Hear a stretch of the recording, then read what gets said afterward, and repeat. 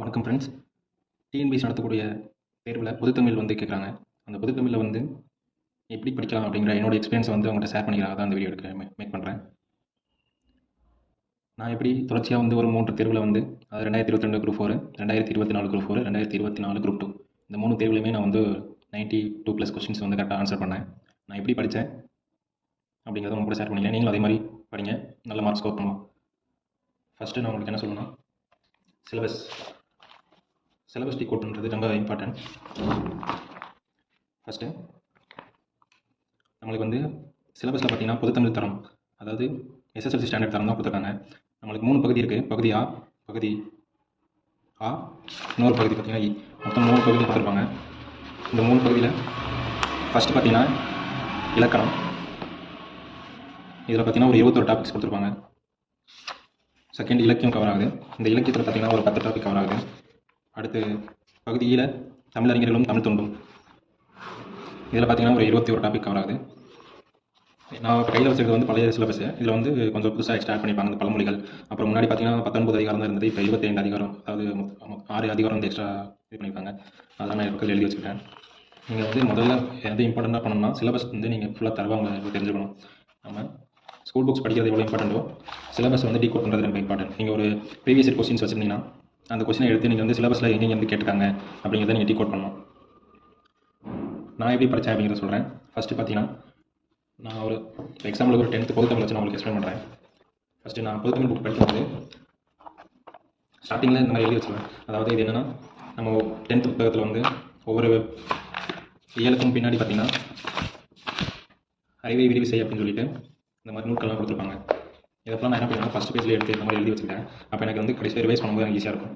First நான் என்ன பண்ணுவேன்னா, ஃபுல் புக்ஸ் தான் ஃபுல்லாக ஃபஸ்ட்டு, அதாவது ஒரு ஏழ்னா அந்த ஏழில் ஃபுல்லாகவே தரவாக படிச்சிடுவேன் எல்லாமே. ஃபஸ்ட்டு அதாவது சிலபஸில் இருக்குது இல்லை அப்படிங்கிறது பார்க்க மாட்டேன். ஃபுல்லாக ஃபஸ்ட்டு என்ன பண்ணுவேன்னா, ஒரு புக் ஃபுல்லாமே, அதாவது ஃபஸ்ட் இயர்லேருந்து லாஸ்ட் இயர் வரைக்கும் சிலபஸில் இருக்குது இல்லை அப்படிங்கிறது இல்லாமல் எல்லாமே நான் படிச்சிடுவேன். இந்த மாதிரி நம்ம முன்னாடியே சில பொருளடக்கத்தில் இந்த மாதிரி எழுதி வச்சிட்டோம்னா நம்மளுக்கு ரிவைஸ் பண்ணும்போது ஈஸியாக இருக்கும். அதுக்கப்புறம் நான் என்ன பண்ணேன்னா, ஃபஸ்ட்டு நம்ம என்ன பண்ணோம், book 6th to 12th new book, old book, extra பார்த்தீங்கன்னா சிறப்பு தமிழ் புக்கு, இது எல்லாமே உங்கள்கிட்ட கையில் இருக்கணும். புக்ஸ் இல்லைனா ட்ராக் பண்ணிக்கங்க. ஸ்கூல் புக்ஸ் தான் இம்பார்ட்டன்ட். என்ன பொறுத்த வரைக்கும் நான் என்ன சொல்லுவேன்னா, அதான் அகாடமிக் மெட்டீரியல்ஸ் அப்படிங்கிறத தாண்டி ஸ்கூல் புக்ஸ் ஒரு படிக்கிறதுக்கான நல்ல சோர்ஸ்.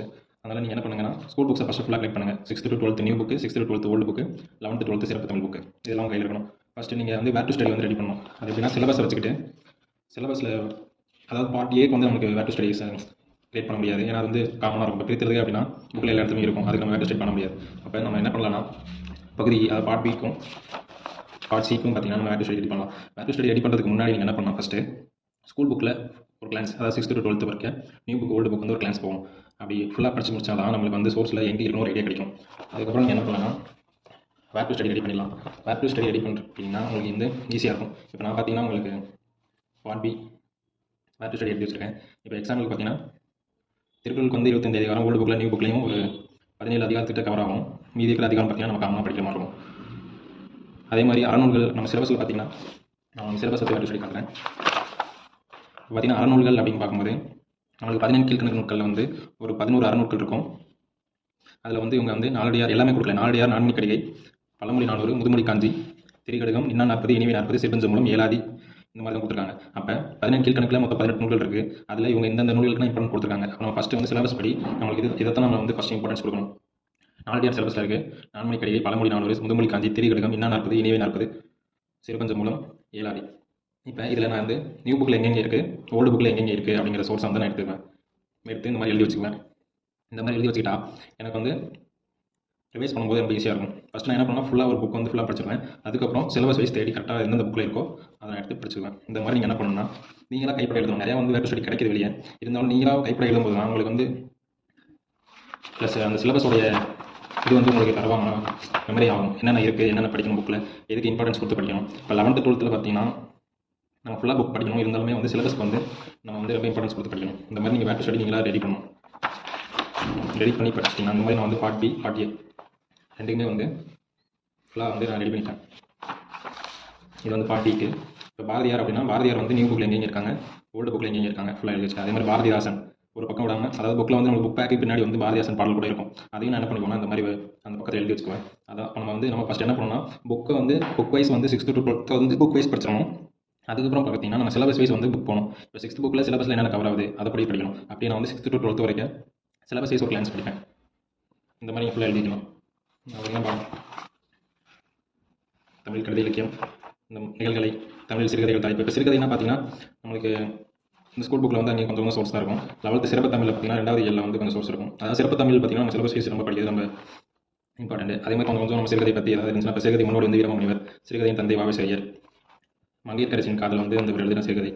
அதே மாதிரி இந்த மங்கையர்க்கரசின் காதல் அப்படிங்கிறது சிறுகதை தொகுப்பு. அந்த தொகுப்பில் முதல் சிறுகதை பார்த்தீங்கன்னா குளத்தங்கரை அரசமரம். அதே மாதிரி தமிழின் முதல் புதினம், பிரதாமந்திர சிறுத்திரம். அந்த மாதிரி நான் என்ன பண்ணிக்கலாம், மேட்ச் ஸ்டடி பக்கத்தையும் நான் வந்து இந்த மாதிரி எழுதி வச்சுட்டேன். கலைகள், சிற்பம், ஓவியம், திரைப்பட கலை தொடர்பான செய்திகள் நியூ புக்கில் எங்கே இருக்குது, அதே மாதிரி ஓல்டு புக்கில் எங்கே இருக்குது.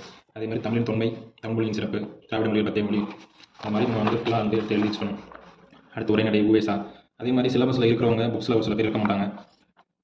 இப்போ தேப்போ மீனாட்சி சுந்தரனார் பார்த்தீங்கன்னா சிலபஸில் இருப்பாங்க. ஆனால் வந்து இதே மாதிரி லக்குவனாரும் வந்து பார்த்தீங்கன்னா ஸ்கூல் புக்ஸ் சோர்ஸ் நம்ம அதிகமாக இருக்க மாட்டாங்க. இப்போ நம்மளுக்கு வந்து அவுட் சோர்ஸ் போகணும். அவுட் சோர்ஸில் பார்த்தீங்கன்னா கவர்மெண்ட் மெட்டீரியல் வந்து நமக்கு ரொம்ப யூஸ்ஃபுல்லாக இருக்கும். நீங்கள் கண்டிப்பாக என்ன பண்ணிக்கலாம், கவர்மெண்ட் மெட்டீரியல் வந்து 2 போட்டு வச்சுக்கோங்க. இல்லை பிடிஎஃபாக கூட வச்சு படிக்கலாம். இந்த மாதிரி நீங்கள் என்ன பண்ணுங்கன்னா 21 டாபிக் இருக்குது. கடைசியாக நூலகம் பற்றிய செய்திகள். இது வரைக்கும் நீங்கள் என்ன பண்ணிங்கன்னா ஃபுல்லாக வந்து இந்த மாதிரி நீங்கள் ஸ்டடி போட்டு வச்சுக்கணும். இப்போ எக்ஸாம்பிளுக்கு நான் உங்களுக்கு சொல்கிறேன்.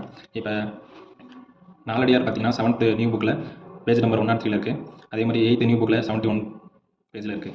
அதே மாதிரி 6th ஃபஸ்ட் டைம், அதாவது 6th ஓல்டு புக்கில் ஃபஸ்ட் டைமில் 25 பேஜ் நம்பர் 25 இருக்குது. அப்போ நான் என்ன பண்ணுவேன்னா நாலடியாரில் ஃபஸ்ட்டு நான் வந்து எதுக்கு இம்பார்ட்டன்ஸ் கொடுப்பேன்னா புக் சோர்ஸ் தான் ஃபஸ்ட் இம்பார்ட்டன்ஸ் கொடுப்பேன்.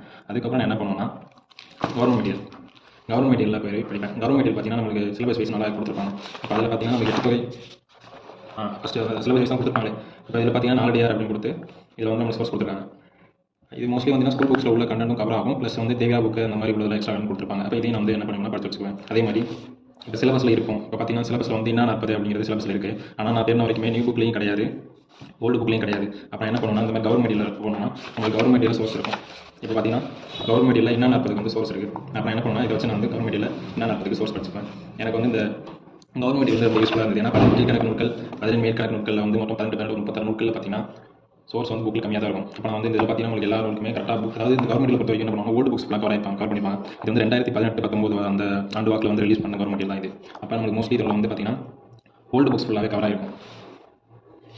அந்த மாதிரி அப்போ இதனால் கவர்மெண்ட்டில் வந்து நல்லா பாக்ஸ் போட்டு இந்த மாதிரி நற்றினை, குறுந்தொகை இந்த மாதிரிலாம் கொடுத்து யார் தொகுப்பித்தவர் அவரோட பாடல் எண்ணிக்கை இந்த மாதிரி கொடுத்துருப்பாங்க. நம்ம படிக்கிறதுக்கும் ரிவைஸ் பண்ணுறதுக்கும் ஈஸியாக இருக்கும்.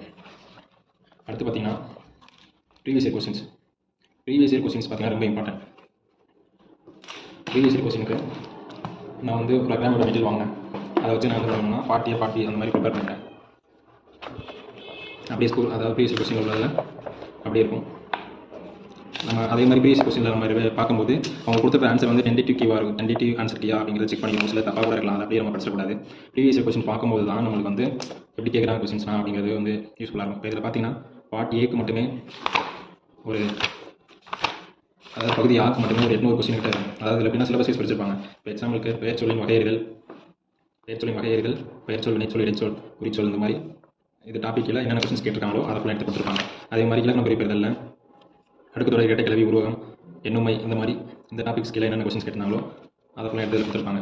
அப்போ எனக்கு ப்ரீவியஸ் கொஸ்டின்ஸ் பார்க்கும்போது ரொம்ப யூஸ்ஃபுல்லாக இருந்தது. இந்த மாதிரி ப்ரீவியஸ் கொஸ்டின்ஸ் பார்த்தீங்கன்னா பார்ட் ஏக்கு மட்டுமே ஒரு 962 கொஸ்டின்ஸ் இருக்குது மொத்தம். அப்போ நான் என்ன பண்ணேன்னா அந்த 962 கொஸ்டின்ஸும் நான் வந்து என்ன பண்ணேன்னா படிச்சுக்கிட்டேன். அதாவது எப்படின்னா நான் ஸ்கூல் புக்ஸில் படித்ததை நான் டெஸ்ட் போடுற மாதிரி நான் அதை யூஸ் பண்ணிட்டேன்.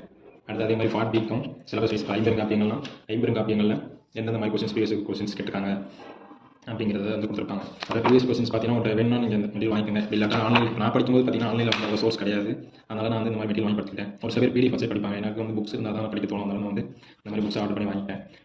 இப்போ வந்து ஆன்லைன்லேயே அதிகமாக இந்த மாதிரி பிடிஎஃப் வந்து ஆன்லைனில் கிடைக்குது. நீங்கள் வந்து ஆன்லைனில் வச்சு கூட படிச்சிக்கலாம், அதாவது பிடிஎஃப் வச்சு கூட படிச்சிக்கலாம். ஆனால் ப்ரீவியஸ் கொஸ்டின்ஸ் வந்து பார்க்கறது ரொம்ப இம்பார்ட்டன்ட். அதே மாதிரி பார்ட் சி பார்த்தீங்கன்னா இப்போ பாரதிதாசன், நாமக்கல் கவிஞர், கவிமணி, தேசிய விநாயகர் பிள்ளை, இந்த மாதிரி டாபிக், அதாவது சிலபஸில் கவர் ஆகிறவங்க பற்றி எந்தெந்த ப்ரீவியஸ் கொஸ்டின் கேட்டிருக்காங்க. உடல் மண்ணுக்கு உயிர் தமிழுக்கு என்ற கொள்கை உயிர் மூச்சாக பெற்றவர் யார் அப்படின்னு கேட்டிருக்காங்க. இதுக்கு ஆன்சர் பார்த்தீங்கன்னா பாரதிதாசன். இதெல்லாம் பார்த்தீங்கன்னா ஓல்டு புக்கில் கவர் ஆகும். அப்போ இந்த மாதிரி ப்ரீவியஸ் கொஸ்டின் பார்க்கும்போது நம்மளுக்கு வந்து நல்ல ஒரு தமிழில் வந்து ஒரு நல்ல அண்டர்ஸ்டாண்டிங் கிடைக்கும் ப்ரீவியஸ் கொஸ்டின் பார்க்கும். அதே மாதிரி ப்ரீவியஸ் கொஸ்டினில் பார்த்தீங்கன்னா புக்கில் கவர் ஆகாத ஒரு சில கொஸ்டின்ஸ் தான் வரும். ரிப்பீட்டடாக வந்து ப்ரீவியஸ் கொஸ்டின்ஸ்லேருந்து நம்மளுக்கு தமிழ்லையும் சரி, பொது அறிவு, அதாவது ஜிஎஸ்லையும் சரி கேட்டுகிட்டே இருக்காங்க. அப்போ ப்ரீவியஸ் கொஸ்டின்ஸ்க்கு நம்ம ரொம்ப இம்பார்ட்டன்ஸ் கொடுத்து படிக்கணும். நெக்ஸ்ட் என்ன சொல்லணும்னா நம்ம வந்து நம்ம கைப்பட நோட்ஸ் எடுத்துட்டோம்னா வந்து நல்லது. இப்போ நான் பார்த்தீங்கன்னா கம்பராமாயணத்துக்கு எப்படி நோட்ஸ் எடுத்துக்கிறேன். இப்போ சிலபஸில் பார்த்தீங்கன்னா கம்பராமாயணம் கவர் ஆகுது. அப்போ நான் கம்பராமாயணத்தை பற்றி எனக்கு எங்கெங்கே நோட்ஸ் கிடைக்குதோ அதப்போ நான் வந்து பண்ணிக்கலாம். அந்த மாதிரி எழுதி வச்சுப்பேன். நம்மளுக்கு இப்படி நோட்ஸ் எடுக்கும்போது என்ன ஒரு யூஸ்ஃபுல்னால் ரிவைஸ் பண்ணுறதுக்கு நம்மளுக்கு ரொம்ப யூஸ்ஃபுல்லாக இருக்கும். அதே மாதிரி நீங்கள் வந்து ஸ்கூல் புக்கில் கூட நீங்கள் எடுத்து நோட்ஸ் வந்து எடுத்துக்கலாம். இப்போ ஸ்கூல் புக்ஸில் பார்த்தீங்கன்னா ஒரு சில கண்டென்ட்லாம் இருக்காது. அந்த மாதிரி ஒரு கண்டென்ட்னா நீங்கள் என்ன பண்ணிக்கலாம்னா வெளியே அவுட் சோர்ஸில் பார்த்து நீங்கள் எடுத்து எழுதி வச்சுக்கலாம். இப்போ 4000 பேப்பர் உட்காந்து பாருங்கள். 4000 பேப்பர் வந்ததுக்கு நம்மளுக்கு வந்து கொஞ்சம் சோர்ஸாக இருக்கும் ஸ்கூல் புக்ஸில். அப்போ நம்ம வெளியே வந்து நம்ம என்னென்ன தேவையோ அதெல்லாம் நான் எடுத்து எழுதி வச்சுக்கிட்டேன். இப்போ 4000 பேப்பர் வந்ததுக்கு வேறு பேர்கள் ஆண்டு தமிழ் மாதிரி திராவிட சாகரம், திராவிட வேதம் இந்த மாதிரி அழைக்கப்படுது அப்படிங்கிற மாதிரி கொடுத்துருப்பேன். அதே மாதிரி இப்போ பட்டுக்கோட்டை கல்யாண சுந்தரம் இருக்காருன்னா அவர் எப்படி அழைக்கப்படுறார் மக்கள் கவிஞர். இந்த மாதிரி ஸ்கூல் சோர்ஸில் அவங்களுடைய நூல்களாக செய்கிறத பற்றி இப்போ சிலபஸ் இருக்கிறவங்க பற்றி நான் என்ன பண்ணுறேன். சீமானி இருக்காங்களா, சீமானி பார்த்தீங்கன்னா 12th புக்கில் வருவாங்க. அப்போ அவருடைய இயற்பெயர் பார்த்தீங்கன்னா பழனிசாமி, அவருக்கான சிறப்பு பெயர் பார்த்தீங்கன்னா வேமாளி செல்வம். ஃபஸ்ட்டு நம்ம சோர்ஸ் பார்க்கும்போது ஸ்கூல் புக் தான் நமக்கு ரொம்ப இம்பார்ட்டன்ட். இப்போ இந்த படிப்புகள் பார்த்தீங்கன்னா ஸ்கூல் புக்கில் கொடுத்துருப்பாங்க. யாப்பும் கவிதையும், இலக்கண பற்றிய நூல், வரும் போகும் சீமானி, ஒளிச்சேர்க்கை, இது எல்லாமே வந்து சீமானியோட நூல் தான். அதே மாதிரி பூமணி, இவர் வந்து மாணிக்கவாசகர், இவரும் வந்து பார்த்தீங்கன்னா ஸ்கூல் புக்கில் ஒரு கண்ணன் தான். அப்போ நம்மளுக்கு வந்து சிலபஸில் கவர் ஆகணும். சிலபஸில் இப்போ இதுனா பார்த்தீங்கன்னா புதுக்கவிதை அப்படிங்கிற டாபிக் கீழே வரும். இப்போ பாருங்கள் அந்த புதுக்கவிதை இருக்கா சிலபஸில் பகுதி ஈல தமிழறிஞர்களும் தமிழ் தொண்டுங்கள புதுக்கவிதை அப்படிங்கிற டாபிக் கீழே பார்த்தீங்கன்னா நான் பிச்சமூர்த்தி, சிசு செல்லப்பா, தரும சிவராம பிரமிழ், பசுவையா, சுந்தரராமசாமி, ராமீனாட்சி, சீமணி. அந்த சீமணி இருக்காங்களா இவங்க வந்து 12th புக்கில் இங்கே வராங்க. 12th புக்கில் பேஜ் நம்பர் 2, அதாவது செப்பி பாட சொல்லி சீமணி பார்த்தீங்கன்னா 12th புக்கில் 88 பேஜ் நம்பர்லையும் 9th புக்கில் 218 இங்கேயும் வந்து 2 இடத்துல கவர் ஆகிறாங்க. அப்போ இந்த மாதிரி ஸ்கூல் புக்ஸில் என்னென்ன சிலபஸில் உள்ளவங்க ஸ்கூல் புக்ஸ் எங்கே இருக்காங்களோ பார்த்து எழுதி வச்சுக்கிட்டு நான் அதுக்கேற்ற மாதிரி என்ன பண்ணிட்டேன்னா நோட்ஸ் ரெடி பண்ணிட்டேன். இப்போ வந்து பாருங்கள் தோப்பில் முகமது மீரான், பண்ணையில் இவங்கெல்லாம் வந்து ஸ்கூல் புக்ஸ் உள்ள கண்டாங்க. ஜானி ராமனுடைய சிறுகதைகள், அகிலன், இப்போ சிசு செல்லப்பாவுடைய சிறுகதை பற்றினா இதெல்லாம் ஸ்கூல் புக்கில் உள்ளது. ஒரு சில இந்த சிறுகதை ஸ்கூல் புக்கில் இருக்காது, நான் அவுட் சோர்ஸில் பார்த்து எழுதி வச்சுக்கிட்டேன். இந்த மாதிரி நீங்கள் என்ன பண்ணுவீங்கன்னா இப்போ ஒரு சில யார் வந்து சிலபஸில் இருக்கிறவங்க ஒரு சில பேர் வந்து புக்கில் இருக்க மாட்டாங்க. அப்போ அவங்க தான் நீங்கள் வந்து அவுட் சோர்ஸில் பார்த்து எழுதி வச்சுக்கணும். அதே மாதிரி ரிப்பீட் ரிவிஷன் வந்து ரொம்ப முக்கியம். நீங்கள் வந்து தொடர்ச்சியாக வந்து தமிழில் வந்து டெய்லி வந்து எடுத்து படிச்சுட்டே இருக்கணும். நீங்கள் ஒரு ஷார்ட்கட் போட்டு கூட படிக்கலாம். உங்களுக்கு புரியுற மாதிரி நீங்கள் வந்து படிச்சுக்கணும். எனக்கு வந்து என்ன ஒரு ஹெல்ப் பண்ணுச்சுன்னா நான் வந்து ரிவைஸ் பண்ணிட்டே இருப்பேன். ஃபஸ்ட்டு நான் படிக்க ஸ்டார்ட் பண்ணும்போது எனக்கு வந்து எப்படி படிக்கணும்னு தெரியல. நான் வந்து எப்படி படிக்கணும்னு தெரியாமல் சும்மா புக்ஸை மட்டுமே படிச்சுட்டு இருப்பேன். அதுக்கப்புறம் தான் எனக்கு ஒரு வருஷம் வந்து இந்த எக்ஸ்பீரியன்ஸ் வந்து டிஎன்பிஎஸ்சியில் எக்ஸ்பீரியன்ஸ் ஆனப்பட்டு தான் எப்படி படிக்கணும் அப்படிங்கிறது எனக்கு தெரிஞ்சது. அதுக்கப்புறம் என்னுடைய ஸ்டடி மெத்தட் வந்து நான் மாற்றினேன். சிலபஸ் ஃபுல்லாக வந்து டீகோட் பண்ணேன். ப்ரீவியஸ் கொஸ்டின்ஸ் வந்து ஃபுல்லாக கவர் பண்ணேன். 6th to 12th new book, 6th to 12th old book ஃபுல்லாக கவர் பண்ணேன். கடைசியாக நான் என்ன தப்பு பண்ணேன்னா சிறப்பு தமிழ் புக்கு வந்து இம்பார்ட்டன்ஸ் கொடுக்கல. அப்போ சிறப்பு தமிழ் புக்கு இம்பார்ட்டன்ஸ் கொடுக்காதனால என்னால் வந்து ஒரு குரூப் 4, அதாவது 2024 குரூப் 4ல் ஒரு 4 அந்த கொஸ்டின் வந்து தப்பு பண்ணேன். அப்போ நான் என்ன பண்ணேன் 2024 குரூப் 4லேயே வந்து சிறப்பு தமிழ் புக்கில் வந்து கேட்குறாங்க அப்படின்னு தெரிஞ்சனால இப்போ நடந்த குரூப் 2 எக்ஸாமுக்கு என்ன பண்ணேன்னா சிறப்பு தமிழ் 11th 12th படிச்சு போயிருந்தேன். அப்போ அதனால் எனக்கு இப்போ 11th சிறப்பு தமிழ் புக்கில் பார்த்தீங்கன்னா சித்தர்கள் பாடம் இருக்கும். சித்தர்கள் பாடம் வந்து நமக்கு டேரெக்டாக எங்கேயா சிலபஸில் கவர் ஆகுது. சித்தர்கள் வந்து பார்ட் பியில் வைப்பாங்க. சித்திர பாடல்கள் அப்படிங்கிறது சிலபஸில் இருக்கும். நாட்டுப்புற அதாவது 9. அப்போ நம்மளுக்கு வந்து இந்த சோர்ஸ் பார்த்தீங்கன்னா 11th சிறப்பு தமிழ் புக்கு, அப்புறம் 11th நியூ புக்கு, அதாவது ஓல்டு எடிஷன் புக் வச்சிங்கன்னா அதில் இருக்கும். அப்போ அதை படிச்சு போயிருந்தேன். அப்போ எனக்கு இதில் வந்து பார்த்தீங்கன்னா இடைக்கால சித்திரலேருந்து ஒரு கொஸ்டினையும் குதம்பை சித்திரலேருந்து ஒரு கொஸ்டின் கேட்டாங்க. அப்போ ஈஸியாக இருந்தது. இந்த மாதிரி தான் நீங்கள் என்ன பண்ணணும்னா படிக்கணும். ஏதாவது டவுட் இருந்துச்சுன்னா சொல்லுங்கள். என்னோட எக்ஸ்பீரியன்ஸை நான் கூட ஷேர் பண்ணிட்டேன். இது உங்களுக்கு எல்லாத்துக்கும் யூஸ்ஃபுல்லாக இருக்கும்னு நினைக்கிறேன். தேங்க்யூ.